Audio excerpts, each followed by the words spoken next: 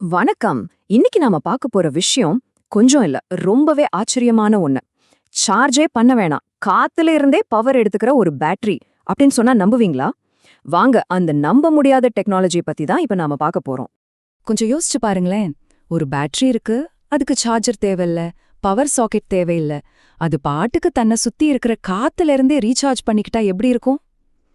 என்னது, இதெல்லாம் நடக்கிற காரியமான்னு யோசிக்கிறீங்களா? வாங்க, இதுக்கு பின்னாடி இருக்கிற சயின்ஸ நாம இப்ப அலசி பார்க்கலாம். சரி, முதல்ல இந்த சயின்ஸ் மிஸ்ட்ரியோட அடியாழத்துக்கு போய் இதுல என்னதான் மர்மம் இருக்குன்னு நம்ம உடைச்சு பார்ப்போம். இந்த மர்மத்தோட ஆரம்ப புள்ளியே இங்கதான் இருக்கு. பொதுவா ஒரு பேட்டரியை எடுத்தா சில நாள்லயே அதோட சார்ஜ் குறைஞ்சு போயிடும் இல்லையா? ஆனா இங்க பாருங்க, 3 வோல்ட்ல ஆரம்பிச்ச இந்த பேட்டரி சரியா 35 நாள் கழிச்சும் 2.3 வோல்ட் சார்ஜோட அப்படியே நிக்குது. எப்படி? அதுதான் இங்க மில்லியன் டாலர் கேள்வி.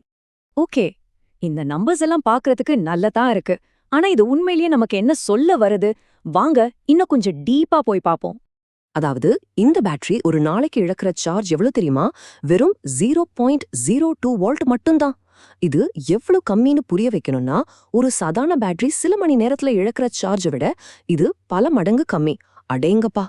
டெக்னிக்கலா சொல்லணும்னா, ஒரு பேட்டரி எவ்வளவு வேகமா சார்ஜ இழக்குதுங்கிறத வோல்டேஜ் டீகே ரேட் அப்படின்னு சொல்லுவாங்க. இந்த புது கிராஃபைட் பேட்டரியோட ரேட் ஒரு நார்மல் பேட்டரியை விட சரியா 100 மடங்கு ஸ்லோவா இருக்கு. நினைச்சு பாருங்க, இதுவே இந்த டெக்னாலஜில ஒரு பெரிய ஆச்சரியம். இப்ப இந்த கம்பேரிசனை பாருங்க, உங்களுக்கே வித்தியாசம் புரியும். 35 நாள்ல நம்ம சாதாரண பேட்டரி கிட்டத்தட்ட டெட் ஆயிடும். ஆனா இந்த கிராஃபைட் பேட்டரி அதோட பவர்ல முக்கால்வாசியா அப்படியே தக்க வச்சுக்குது. இது எப்படி நடக்குது? இது சும்மா மெதுவா சார்ஜ் இறங்குறது மட்டும்தானா, இல்ல இதுக்குள்ள வேற ஏதாச்சும் மேட்டர் இருக்கா? அப்போ உண்மையிலே இங்க என்னதான் நடக்குது? இது சும்மா ஒரு மெதுவான எனர்ஜி லாஸா, இல்ல நம்ம கற்பனைக்கெல்லாம் அப்பாற்பட்டு வேற ஏதோ ஒன்னு நடந்துட்டு இருக்கா? இங்கேதான் நாம பாக்குற பார்வையில ஒரு பெரிய ட்விஸ்ட் வருது. சயின்டிஸ்ட் இத எனர்ஜி லாஸ் அப்படின்னு பார்க்கல, அதுக்கு பதிலா எனர்ஜி ஸ்டெபிலிட்டி, அதாவது ஆற்றல் நிலைத்தன்மைன்னு பாக்குறாங்க. சிம்பிளா சொல்லணும்னா, பேட்டரி அதோட சக்தியை இழக்கல, ஒரு குறிப்பிட்ட லெவல்ல அதோட சக்தியை மெயின்டைன் பண்ணுது. இதை இன்னும் சிம்பிளா புரிஞ்சுக்கணுமா? இப்படி கற்பனை பண்ணிக்கோங்க. ஒரு தண்ணி டேங்க் இருக்கு, ஒரு பக்கம் தண்ணி வெளியே போயிட்டே இருக்கு. ஆனா அதே சமயம் இன்னொரு சின்ன பைப் வழியா தண்ணி உள்ள வந்துட்டே இருக்கு. அப்போ அந்த டேங்க்ல தண்ணி குறையவே குறையாது, ஒரு லெவல்ல மெயின்டைன் ஆகும் இல்லையா? அதே கான்செப்ட் தான் இங்கேயும். இந்த பேட்டரி சக்தியை செலவு பண்ணாலும் அதே நேரத்துல எங்கிருந்தோ சக்தி எடுத்து ஒரு பேலன்ஸ உருவாக்குது. அப்போ அந்த எக்ஸ்ட்ரா சக்தி எங்க இருந்து வருது? அதுதான் இப்ப நம்மளோட கேள்வி. வாங்க, இந்த அதிசயத்துக்கு பின்னாடி இருக்கிற டெக்னாலஜியோட இதய பகுதிக்கே போய் பார்க்கலாம். இந்த டெக்னாலஜியோட பேரு குவாண்டம் எனர்ஜி பம்ப். பேரு கொஞ்சம் பெருசா இருக்கேன்னு பயப்படாதீங்க. ரொம்ப சிம்பிள். நம்மள சுத்தி இருக்கிற கண்ணுக்கு தெரியாத எனர்ஜியெல்லாம் சேகரிச்சு பேட்டரிக்கு கொடுக்கற ஒரு சிஸ்டம் தான் இது. சரி, இது எப்படி வேலை செய்யுதுன்னு பாப்போமா? இந்த பம்ப் எப்படி வேலை செய்யுதுன்னு ஸ்டெப் பை ஸ்டெப்பா பார்க்கலாம். முதல்ல இதுல இருக்கிற கிராஃபைட் ராட்ஸ் குட்டி குட்டி ஆண்டனா மாதிரி வேலை செய்யுது. ரெண்டாவது, இந்த ஆண்டனாக்கள் காத்துல இருக்கிற ஈரப்பதம், அப்புறம் இயற்கையாவே இருக்கிற கார்பன் 14ல இருந்து வர்ற சின்ன சின்ன எனர்ஜி எல்லாம் புடிச்சு இழுக்குது. ஆமாங்க, காத்துல இருந்தே பவர். மூணாவது, இப்படி சேகரிச்ச எனர்ஜிய ஒரு தொடர்ச்சியான மைக்ரோ கரண்டா மாத்துது.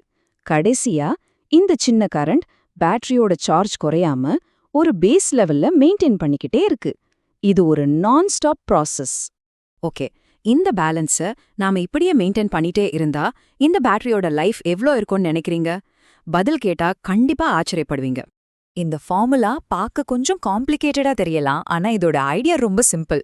ஒரு பேட்டரியோட லைஃப் டைம்னா என்ன? அதோட மொத்த கெமிக்கல் எனர்ஜிய அது செலவு பண்ற எனர்ஜியால டிவைட் பண்ணணும். ஆனா இங்கேதான் ஒரு சின்ன ட்விஸ்ட் இருக்கு.